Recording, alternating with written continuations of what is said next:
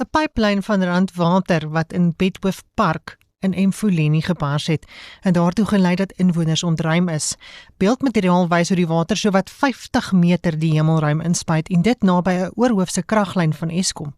Ons sluit by Gerda Senekal, die VF+ raadslid in die Emfuleni plaaslike munisipaliteit aan. Goeiemiddag Gerda. Goeiemiddag, baie vir die geleentheid. Gerda, wat het daar gebeur dat die pyp in 'n spuitfontein veroorsaak het? Ja, nee, ons het definitief wakker geword vanmiddagoggend. Die vroeë oggend het die pyplyn gebars wat die hooftoevoerlyn vanaf Randwaterraad na Vanderbijlpark en asook Sasol is. Nou as ons nou mooi kan terug en onthou, was die vorige week was daar 'n routine maintenance op die lyn gedoen en uit ervaring uit is ek van die opinie dat Randwaterraad al twee pompe aangesit het, tegelyk aangesit het en dit het toe nou veroorsaak dat daar onsekere druk binne in die pyplyn dan nou ingegaan het en dit het veroorsaak dat die pyp dan nou gebars het. Dit moet eintlik in sequence gebeur, dat die een pomp aansit en dan as hy reg pomp dan die ander een sodat die water geleidelik deur die pyp kan voer sodat daar nie skade kan voorkom nie. So ek dink dit is wat daar gebeur het. Nou wat sê die tegniese spanne? Wel, ons het op hierdie stadium nog nie amptelike terugvoering gekry vanaf Randwaterraad nie. Almal swyg want as hulle moet dit bekend maak, sal dit nalatigheid wees vanaf Randwater se kant wat dit gebeur het. Waarom is die inwoners nou ontruim word? Was daar soveel water?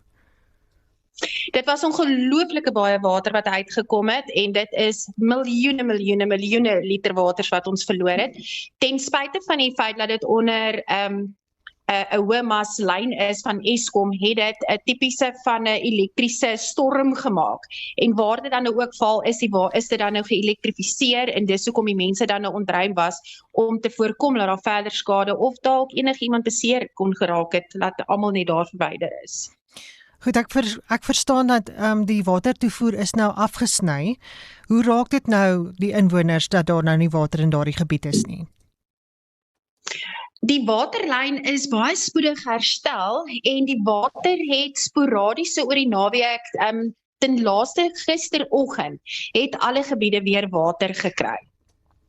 Okay, so die situasie is onder beheer en die omgewing is weer veilig verklaar? Die situasie is onder beheer. Ek sal nie sê dat die omgewing is baie veilig nie, want soos wat ek verstaan, is die grond onder geweldige die water wat hy geabsorbeer het. So dis baie onveilig om daar te trap. So nee, by geen manier is dit baie veilig vir die mense om daar te verkeer nie. So daardie stuk is nog steeds afgebaken en laat die mense nie daarby uitkom nie. Maar ja, water is terug en ons hoop vir die beste dat dit nie weer sal gebeur nie. Gerda, baie dankie vir jou inligting om ons luisteraars op hoogte te hou van wat daar in Emfuleni aan die gang is.